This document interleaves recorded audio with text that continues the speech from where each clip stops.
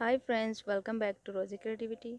In this video, I'm going to share a very stylish frock design with cutting, lining and stitching. So don't skip this video because I have a total tutorial in this video step by step. If you like it, do like, share, friend and family, and please don't forget to subscribe my channel.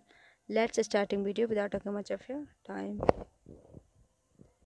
इसको बनाने के लिए हमने यहाँ पर 2 metre chiffon का fabric लिया है और 1 मीटर नेट का। इससे हम फ्रिल रेडी करेंगे। तो चलिए सबसे पहले हम टॉप पार्ट की कटिंग करते हैं। तो कपड़ा को हमने 4 फोल्ड कर लिया है और ये लाइनिंग वाला फैब्रिक है। तो हमने यहाँ से शोल्डर 6.5 इंच मार्क करना है और यहाँ से आर्म होल भी हम 6.5 इंच पे मार्क करेंगे। और जो हमारा बस्ट है उसका 1/4 भाग लेंगे। हम यहाँ 9 इंच पे मार्क कर रहे हैं और वेस्ट भी हम 9 इंच पे मार्क करेंगे। और इस तरह से हमने बस्ट और वेस्ट को मिला लेना है। और यहाँ पर हमने आर्म होल को हल्के से गोलाई में शेप दे देना है। एंड इस तरह से हमने इसकी कटिंग कर लेते हैं। इस तरह से हमने मार्किंग एरिया को कट कर लेना है और यहाँ पर हमने नोचेस लगा लेंगे। और जो हमारा बैक वाला पार्ट है उसको हम अलग करके और नेक की कटिंग करेंगे। तो जो हमारा फ्रंट नेक है उसकी डिपनेस 4 इंच है और जो बैक नेक है उसका हम थोड़ा कम रखेंगे। लगभग हम 3 इंच इसकी कटिंग करते हैं। तो इस तरह से हमने बैक और फ्रंट दोनों की कटिंग कर लिया है। अब चलिए हम ऊपर वाला पार्ट कटिंग करते हैं। तो इस तरह से हमने कपड़े को डबल फोल्ड कर लेना है और जो हमने लाइनिंग वाला फैब्रिक की कटिंग किया था उसको हम इसके ऊपर रख देंगे और सेम इसी तरह से हमने इसकी कटिंग कर लेना है। और इसी तरह से हमने बैक और फ्रंट दोनों पार्ट कटिंग कर लिया है। आप देख सकते हैं यहाँ पर ये हमारा बैक है और ये हमारा फ्रंट है। अब चलिए हम नीचे बॉटम पार्ट की कटिंग करते हैं। तो इसके लिए हमने कपड़े को डबल फोल्ड कर लिया है और इस तरह से हमने ट्रायंगल शेप में दे देना है। और इसकी टोटल लेंथ देख लेते हैं गाइस। स्टेप को हम कोना में रखेंगे और इसकी जो टोटल लेंथ है वो 37 है। तो हम इस स्टेप को खिसकाते जाएंगे और 37 पे मार्क लगाकर इस तरह से हमने लाइन को ड्रॉ कर लिया है और इसकी कटिंग कर लेना है। तो आप देख सकते हैं हमने यहाँ पर इसकी कटिंग कर लिया है। यहाँ से जो हमारा वेस्ट है वो हम 11 इंच पे मार्क लगाएंगे इस तरह से। और उसी तरह से हमने राउंड अप में लाइन ड्रॉ कर लेना है और इसकी भी कटिंग कर लेंगे। तो इस तरह से हमने स्कर्ट की भी कटिंग कर लिया है। अब चलिए हम फ्रिल की कटिंग करते हैं। तो उसका मेज़र ये है कि जितना हमारा राउंड अप में ये स्कर्ट की गोलाई है उससे हम डबल फ्रिल कटिंग करेंगे। और इसकी जो विड्थ है वो हम रखेंगे 6 इंच। और इस तरह से हमने 6 इंच पे मार्क लगा लेना है और हमें बराबर बराबर में इसकी कटिंग कर लेना है। इस तरह से हमने मार्किंग कर लिया है। अब इसकी कटिंग कर लेते हैं।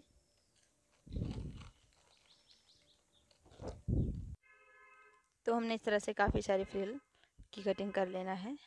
और आप देख सकते हैं हमने यहाँ पर फ्रिल की भी कटिंग कर लिया है। अब जो हमारा नीचे से फैब्रिक बचा है उससे हम स्लीव की कटिंग करते हैं। तो यहाँ से इसकी जो लेंथ है वो हम 17 इंच रख रहे हैं और यहाँ से हम 3 इंच एक्स्ट्रा लेंगे। और इस तरह से हमने पहले नॉर्मली स्लीव की मार्किंग कर लेना है। उसके बाद हम ऊपर पे जितना हमारा फैब्रिक बचा है वहाँ से हम इस तरह से गोलाई में लाइन ड्रॉ करेंगे अपने फ्री हैंड से। हम यहाँ पर पफ वाली स्लीव की कटिंग कर रहे हैं और इस तरह से हमने इसकी मार्किंग कर लिया है। अब चलिए इसकी कटिंग कर लेते हैं। अब फ्रेंड हम इसकी स्टिचिंग स्टार्ट करते हैं। तो सबसे पहले हम टॉप पार्ट की स्टिचिंग करेंगे और नेक में हम यहाँ से शोल्डर से स्टिचिंग स्टार्ट करेंगे। और ये जो हमारा फैब्रिक है वो अपोजिट साइड रखेंगे और अंदर में हमारा लाइनिंग वाला फैब्रिक है। और इसी तरह से हमने यहाँ पर किनारे में जिस तरह से हमने नेक की कटिंग किया है सेम उसी तरह से हमने यहाँ पर इसकी स्टिचिंग करना है।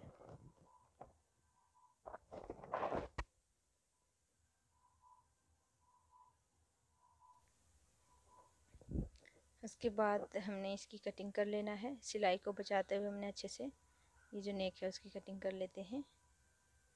अब हम इसको सीधी साइड पलट देंगे और ऊपर में हमने फिनिशिंग वाला सिलाई लगा लेना है।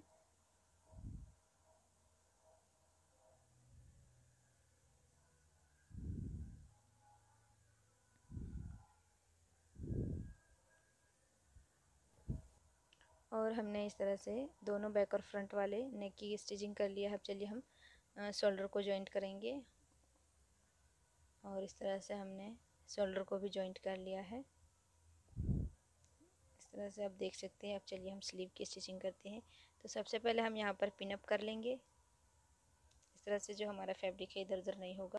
अब जो हमारा स्लीव है उस सेंटर में एक नोचेस लगा लेंगे और वहाँ से 2 इंच पे मार्क लगाएंगे। उसके बाद फिर 1 इंच 1 इंच, फिर 2 इंच, फिर 1 इंच 1 इंच और लास्ट में हम 2 इंच पे मार्क लगाएंगे इस तरह से। और जितना हमने मार्किंग लगाया है वहाँ पर हमने नोचेस लगा लेंगे और निशान लगाएंगे इस तरह से।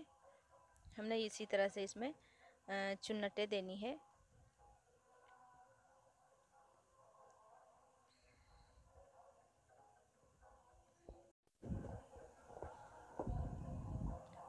अब इस तरह से हमने नोचेस लगा लिया है। पिन को साइड करेंगे और जो हमारा 3rd वाला मार्किंग है उसको हम ऊपर में मिलाएंगे 1st मार्किंग से, और इस तरह से हमारा 3-3 चुन्नटें आ जाएगी आराम से। और आप देख सकते हैं इस तरह से हम पहले पिनअप कर लेंगे, उसके बाद हम स्टिचिंग करेंगे। इस तरह से बहुत ही आसानी से हम सिल सकते हैं।